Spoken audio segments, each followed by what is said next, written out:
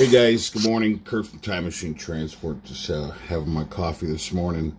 And oh god, this darn nerves is dry. It's on my last nerve, man. I don't know what I'm gonna do. I gotta leave for the road here soon. But not what the video's about. So I was watching YouTube this morning, and I subscribed to the 60 Minutes YouTube channel. It's actually quite interesting. But anyways, so I came across this one, which was just done yesterday. And it said, inside the mind of a conspiracy theorist. Now, this guy, excuse me, pretty much says that conspiracy people are crazy people. And I'm going to play the video and I'll stop it and make some comments. But it just shows you how they put people out there to make the people like us. And not that we're conspiracy theorists, I guess some of us are, but because we have open minds and we are basically prepared like an insurance policy, like you would for life insurance, home insurance, car insurance, renter's insurance, business insurance, so on and so on. But we're the crazy people, according to this guy. But anyways, and he brings in the flat planet or the flat Earth theorist people, and I'm not saying that those people are crazy. Everybody's entitled to their own thought, and maybe the Earth is flat. Who knows? But I mean, I've actually watched a few videos on a flat Earth theory on this guy. His name was Mark Sargent, and it was interesting. Some points he made were plausible. But I have an open mind to that stuff. I watched the video and I still think the Earth is round, but that's the thing is these people like this knucklehead here that are put out there because he's just social conforming and following suit with what everybody else thinks and believes that, you know, your government is telling you the truth or whatever. This guy, I just wanted to reach through the freaking computer screen and choke him out.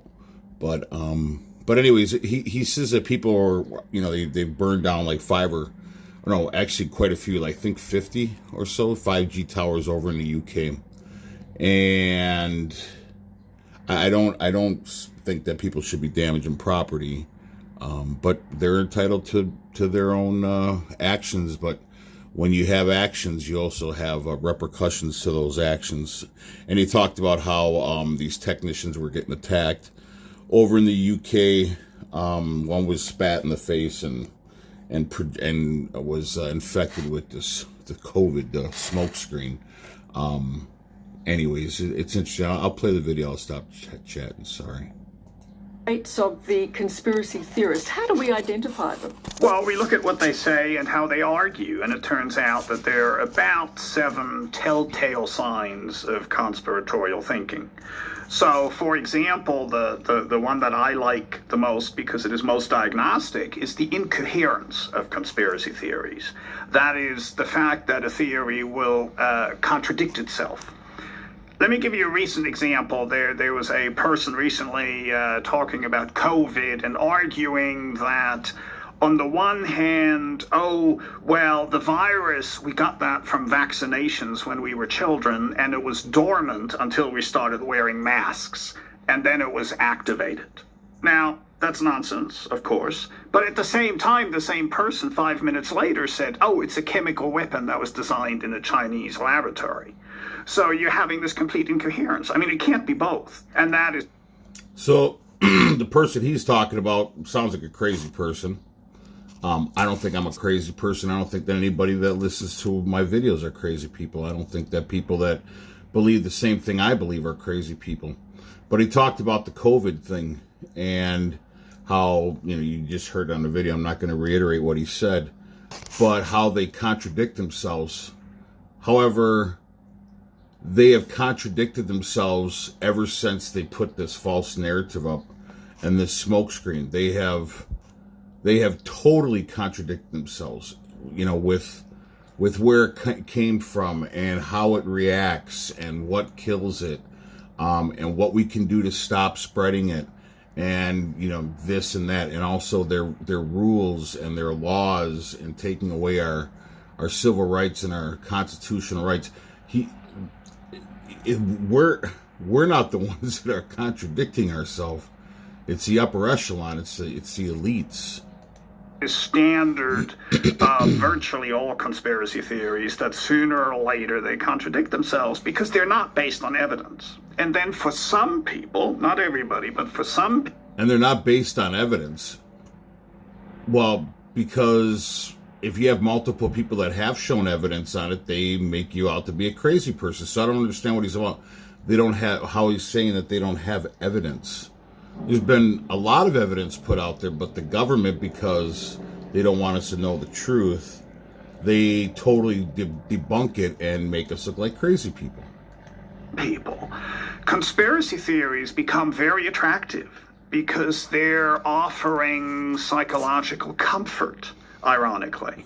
If you can assume that there is a handful of really bad people out there who are conspiring to do these terrible things, that provides you with comfort because in principle, at least, it would be controllable. If these people had acted differently, this would not have happened.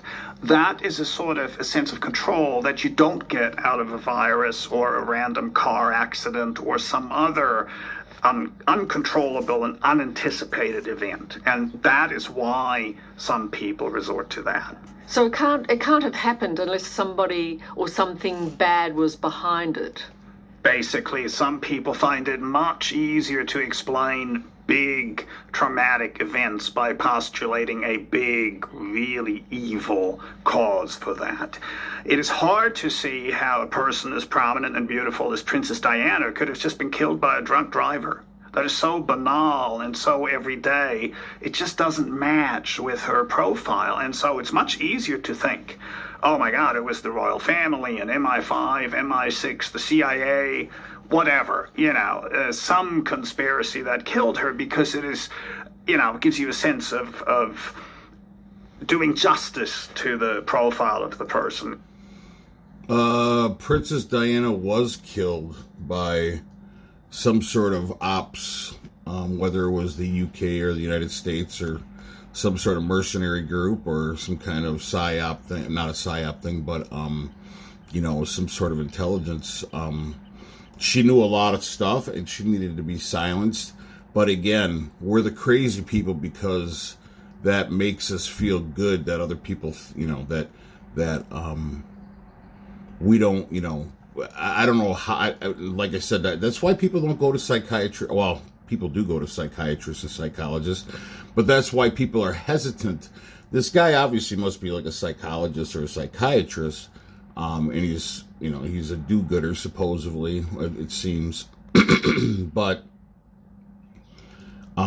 this is why people are discouraged and don't want to go to psychologists and psychiatrists, because they come up with brain-numbing stuff like this, and he's trying to obviously push a narrative. So if you want to go through life and you want to continue to social conform and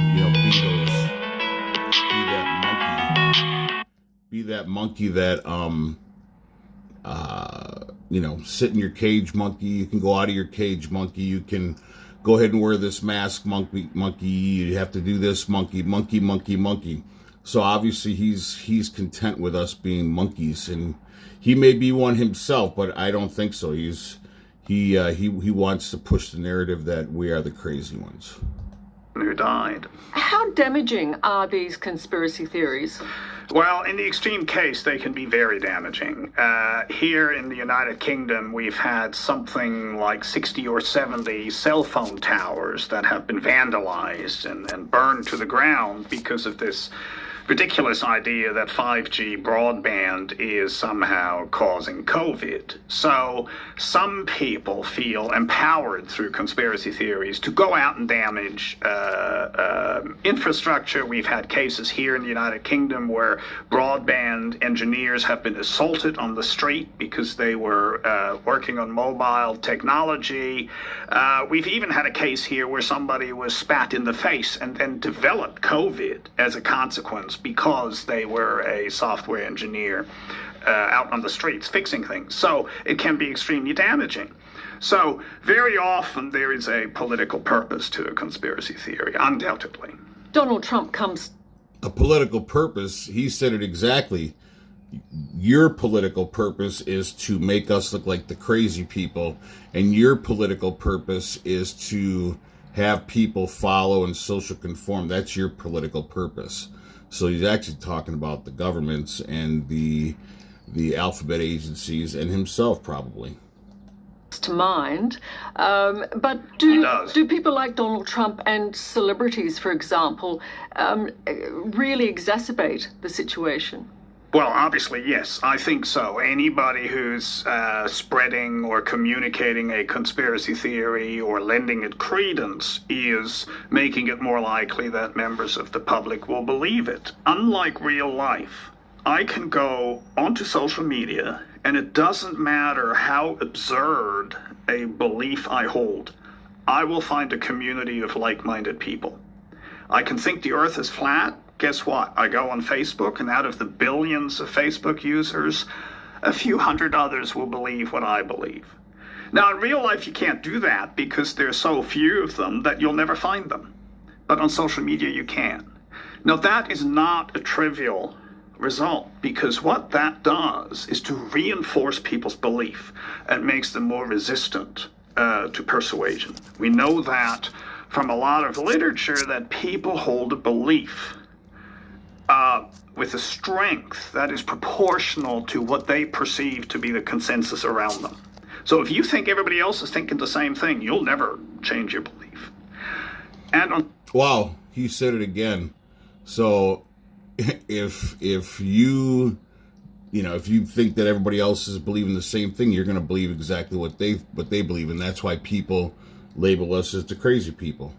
On social media, you can simulate that support for pretty much any belief, no matter how absurd. And that is one of the reasons why it has become so difficult to communicate with people across polarizing divides, because everybody has their own little epistemic bubble. And it is a bubble, isn't it? It is a bubble indeed, yes. The best way to deal with conspiracy theories is to pre-bunk them. That is, you tell people ahead of time what they can expect. And maybe with the pandemic, maybe we should have done that at the outset. We should have said, oh, we have a pandemic coming. Oh, by the way, watch out for the fact that some people will now come up with incredibly crazy conspiracy theories. They've already said that. Trump said in a few speeches that don't follow the conspiracy theories. They've already put it out there. So I don't know what this guy's talking about, but I'm telling you, man, they want the monkeys to only believe what they believe, or actually not what they believe, what they are telling us. They want us monkeys to believe what they are telling us.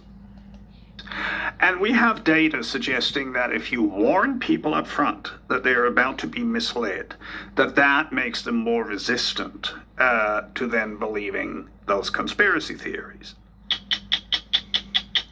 Very interesting. Hello, I'm Liz Hayes. And they also had another one here. How do regular people fall into believing conspiracy? Let's see what he has to say about this.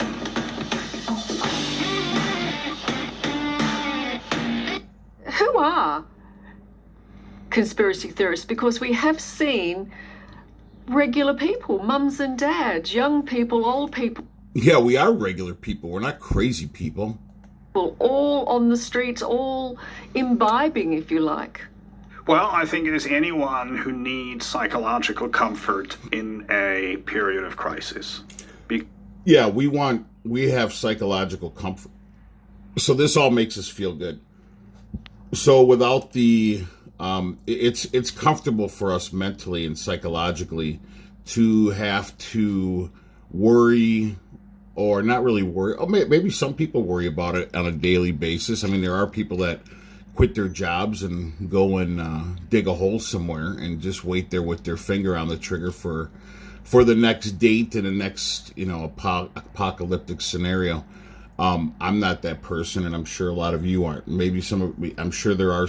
We know that there are some people out there that do that. But how does it bring us comfort being a prepper and being a person that is not that doesn't social conform and is not your standard monkey, it is very stressful. It's stressful financially. It's stressful mentally, psychologically. It really.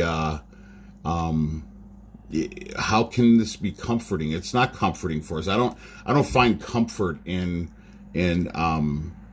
worst case scenarios, people dying and people starving and people fighting and people just doing horrible things to each other. I don't find that comforting. My wife and I didn't find it. Hi baby, I love you. Hi mom, I love you too. I don't find it comforting that, it wasn't comforting for my wife and I financially. And when we were doing the bug out trailer and the hard work and the effort and the thinking of different, being prepared for different scenarios. And like I've said in my previous videos, if you are prepared for a power out situation, a power out scenario, that is the best prepared you will ever be. Don't think about a hurricane. Hurricane, that's a lot of power outages there too, a lot of water. But if you are prepared for a power out scenario, you will never be unprepared. I feel that you will be the most prepared if you think about the power out scenario. But anyways, we don't find comfort in these things. It's very insulting that somebody like this knucklehead would say, it's meant, or it's comforting to us. There is nothing comforting about being a prepper or a truther or not a standard monkey. This is just ludicrous. Because having somebody to blame, some dark forces for what is going on in the world, for some people is comforting. It is easier for them to do that than it is to accept that we're just living through a random, tragic period of human history. So it is anyone, really? Anyone could believe in a conspiracy theories if the circumstances are right. And how easy is it to go from one conspiracy to the next? Well, actually, it turns out most people who believe one conspiracy theory are also likely to believe others. There's strong evidence to suggest that the belief in conspiracy theories clusters together. And everybody has their favorite Uncle Bruce, who believes in chemtrails and is a climate denier and now probably also a COVID conspiracy theorist.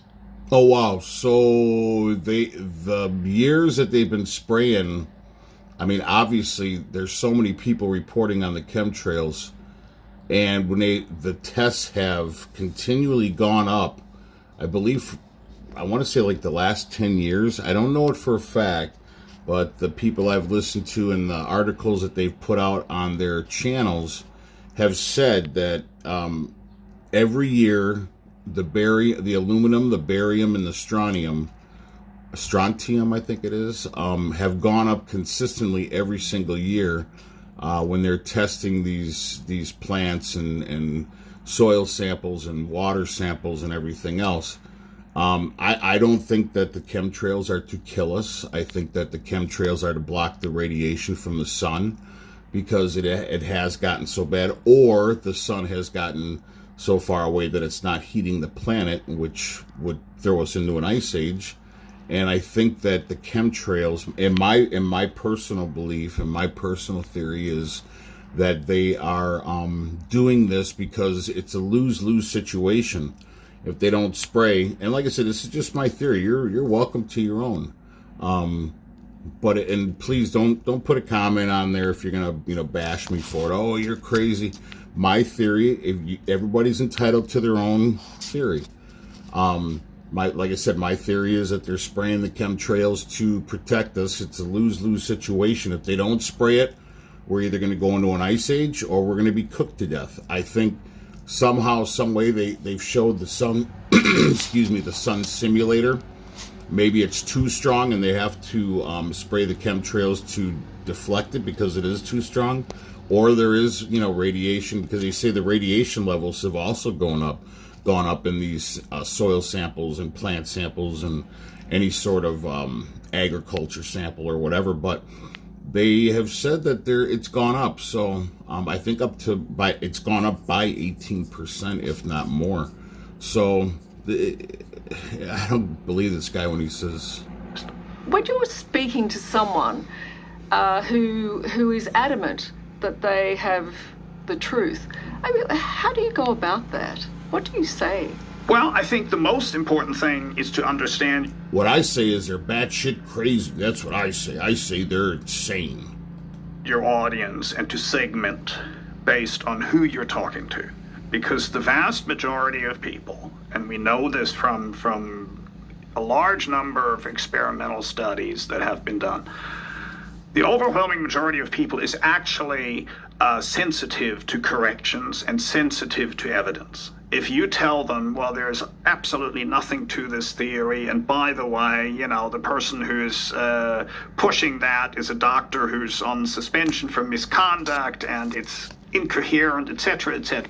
Oh, so only the people that try to prove them wrong, if you have a medical degree, you've been suspended for some kind of misconduct. So they bash this guy, he bashes anybody who has an open mind and that doesn't want to be your standard monkey and doesn't want to social conform. So even if you're a doctor, you've been suspended for something.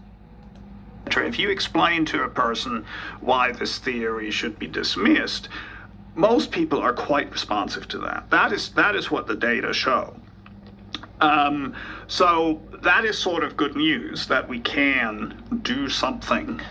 It's good news that we have more and more standard monkeys. It's good news. That's good news.